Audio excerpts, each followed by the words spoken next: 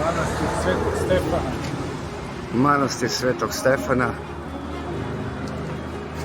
na dnu Maslinske gore, a ovdje blizu tvrđava starog grada Jerusalim. Ulazimo polako u manastir.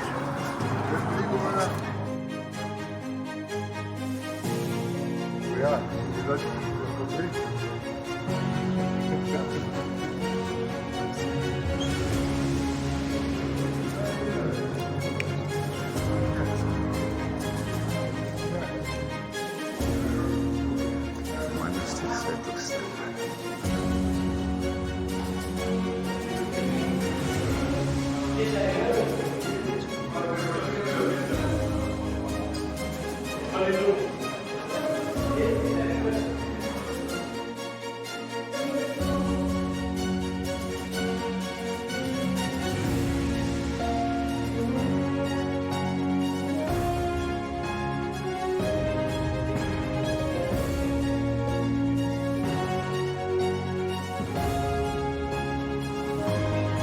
Idemo sada prema mjestu gdje je kamenom Sveti Stefan.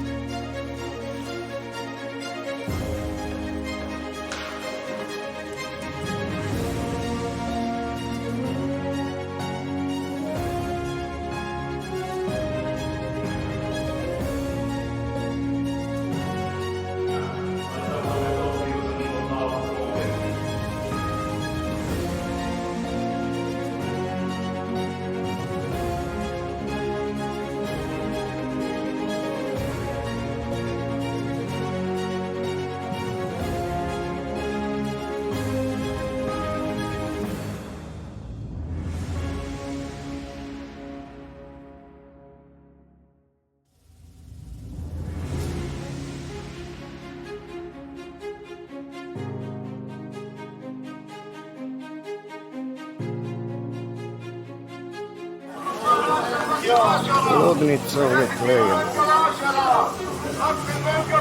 Nema šta nema.